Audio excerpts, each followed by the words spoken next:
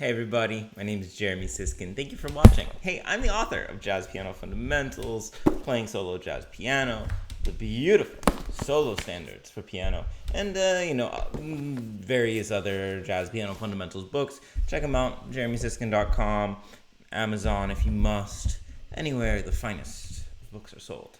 And I got a question from a student. My favorite videos are always ones where they're like real questions. And it was at once a simple question, but not the easiest to answer necessarily. And the question was just about a kind of short passage of music. And she asked generally, how do you figure out a fingering? Okay, say that you're transcribing something or you're confronted with a melody and you have to figure out how to finger it. I'm sure there's been like treatises written on this, and I only know of one. I do know of one treatise, which is CPE Bach's first treatise. Says that the rule of piano fingering is that you put short fingers on long keys and long fingers on short keys. And I just love, there's something about that simplicity and the symmetry of that, which I think is really fun. We're not going to go deep into it, but let me say that a little slower, and then we'll get into more jazz applicable things, although this is technically very jazz applicable. So short fingers, meaning our thumb and our pinky, but in particular our thumb, go on long keys, meaning white keys. Okay, so if I'm going to try to position my thumb and pinky comfortably, I'm going to put them on white keys, and I'm using I don't know what's going on there. I'm using E and C on purpose. You'll see why in a second. And okay, so those are my short fingers, my thumb and pinky on the long keys. The white keys obviously are longer than the black keys. Whereas conversely, my long fingers, my 2, 3, 4, go on short keys, meaning the black keys. Of course, my long fingers can also go on long keys, but this is, according to CPE Bach, the most comfortable hand position is putting your thumb on E, your pinky on C, and then the long fingers on the 3 white keys in between, or the 3 black keys, I should say, in between. So that is a nice treatise and a nice basic rule, kind of fun to know about. Long fingers on short keys, short fingers on long keys. Okay, so let's say I'm confronted by a passage in an alley, in a dark alley. No, I'm looking at a passage, I'm trying to figure out how to finger it. And so the first big thing, most of you probably know this, is that when we're thinking about fingering, we're thinking ahead. Okay? We're not really thinking, I'm going to start here because this feels good. We have to kind of think, know, intuit, if you're improvising, what might be coming ahead. Okay, so prepare. And when I say prepare, what are we preparing for? I can think of 2 main things that we're preparing for. The one is avoiding the thumb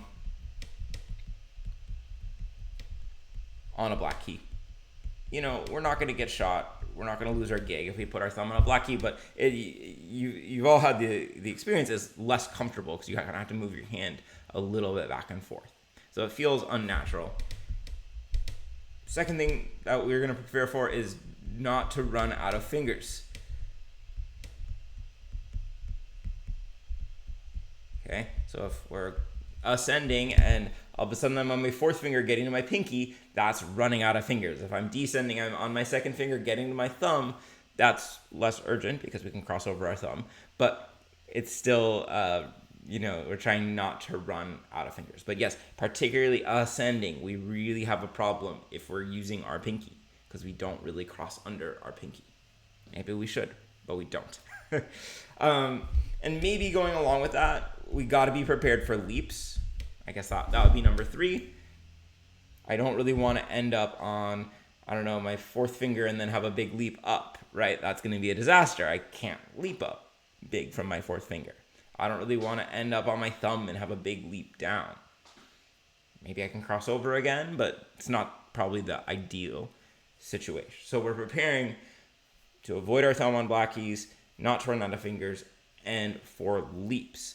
And then on the other hand, what are we aiming for? Probably more than anything, I'd say that we're aiming for the fewest hand positions.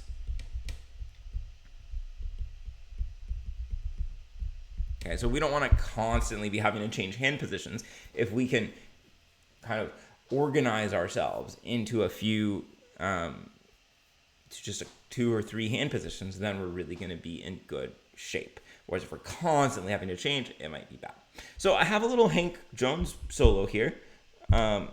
This is his solo on Autumn Leaves. I haven't really prepared this, so we might come to some interesting moments. This is, by the way, from the Cannibal Adderley Something Else Autumn Leaves album. But let's challenge ourselves to find fingering, and let's go straight to some more difficult passage. Let's start at the beginning. What the heck? Told you I didn't prepare this. Then in the beginning actually poses an interesting question. And by the way, you can see that the italics say weird loping triplets because he kind of like swings these triplets in a weird way. It's not how I would usually articulate it. He plays like. So this we could play just with 1, 2, 3, 4, 5. And that's probably what I would do. There doesn't seem to be much of a point of crossing over there. But then he plays the same thing and we have to cross over. Right? So in terms of preparation, if I do 1, 2, 3, 4, 5 again, I'm screwed. Right? I'm really in trouble because I got nowhere to go after the 5th finger, right? We never want to play the same finger twice in a row if we can avoid it. So I'd probably put my thumb here. Probably do something like 1, 2, 3. And then I do want to prepare for this leap, so I might put my 5th finger on the F. And put my 4th here.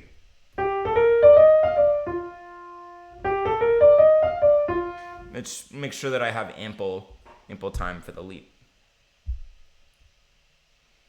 Okay, so here's where it gets really interesting. I'm going to skip ahead a little bit.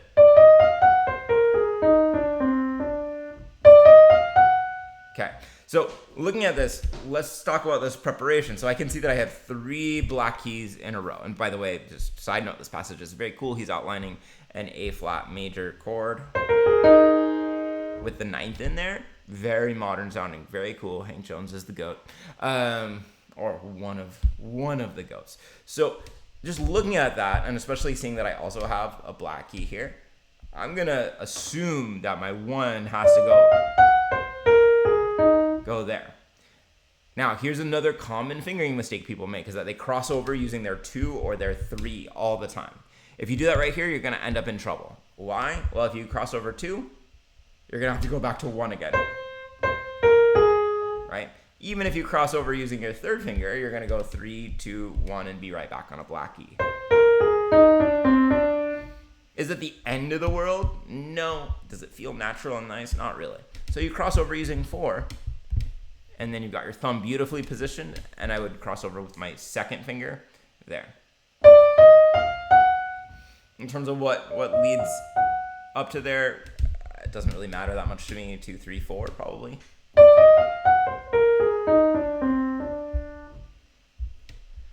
All right, hey, here's some good news. This is a scale that we know. By the way, we're in the key of G minor. So this is the G harmonic minor scale. And one of the reasons that we practice scales is that when we see them, we should know the fingering, right? And so we should kind of know that our thumb goes here and here. And so if I'm playing something based on a scale, then I kind of know about where I want to start. So I'd probably do something like 2, 3.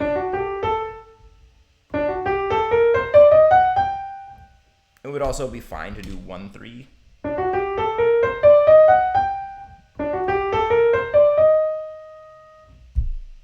I'm saying that really confidently, not knowing where it goes next.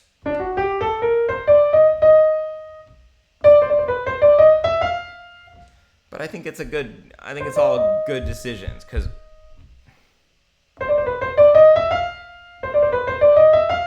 I would keep my thumb planted here and cross over to that too. All right, here's a great passage.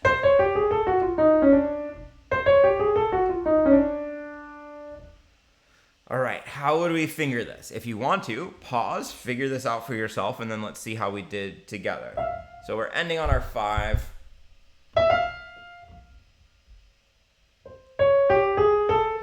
So I'm always thinking first, where is my thumb gonna go? And that G makes a lot of sense. It's the lowest note here. So I might go 2, 3, 1, 3, 4. Now you might say, why 3, 4? Instead of, you could have done 1, 2, 3. Well, I'm kind of starting to intuit that my 2 could go there. So in this way, I can make it into one hand position right here instead of moving my second finger all around. And then I'd probably do 3, 2, 1. People ask me all the time, do you slide off the black key for grace notes? I personally don't. So I would use 2 different fingers. All right, here's another passage going from here to here. If you want to pause it, try your own fingering and see if we came up with the same thing, then go for it. Hit pause. You know, it's funny, there is just this instinct that kicks in when you've been doing this a really long time and you don't have to intellectualize it. I know that for many people, you don't have that instinct and that's totally fine. So I would really, I'd start with 3 here.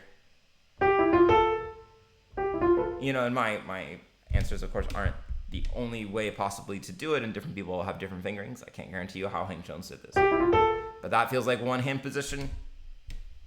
2, 1.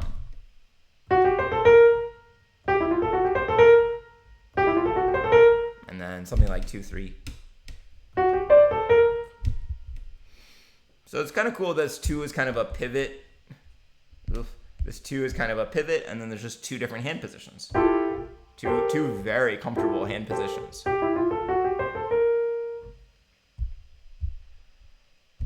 All right, this is going over onto the next phrase.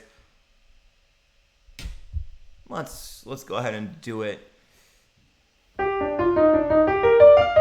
So just want to remind you quickly of key signature, which is E flats and B flats.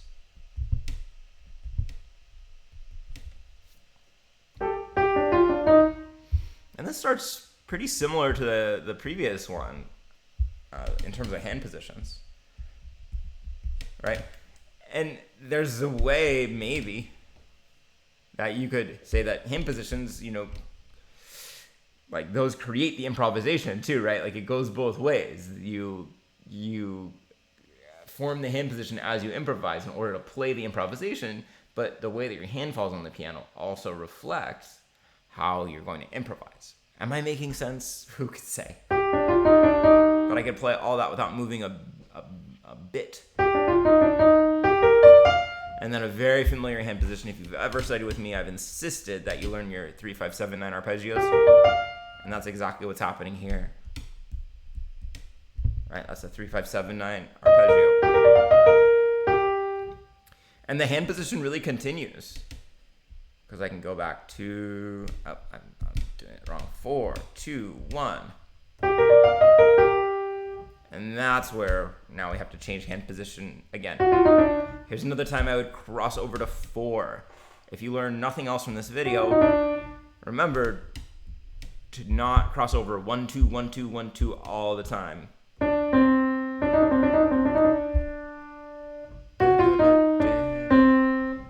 So here I'd probably cross over 1, 2. I said not 2, 1, 2, 1, 2, 1, 2 all the time.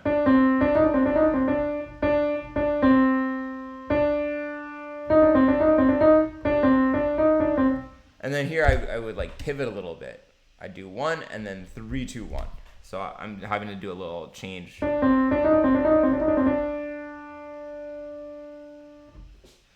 All right. I'm hitting the 15-minute mark, which is a lot of time to ask you to spend with me writing fingerings in. I hope this video was informative. I hope you learned something about fingerings and hand positions. You guys might, if like fingering, you want to get some good jazz fingering and hand positions, pick up a copy of Solo Standards for Piano, cheapest book that I offer. Oh, someone said don't say cheapest, say least expensive. Much classier, I guess. But this has a lot of the type of lines that I improvise in there, and the fingerings are marked so that you don't have to struggle with them yourself. You can see how I suggest that you operate through it. If you watch this far, say something about your take on, is it good to say cheap? Is it good to say inexpensive? Is there a better way to say it? A great deal. But head on over to jeremysiskind.com if you want a great deal. All right, everybody, take care.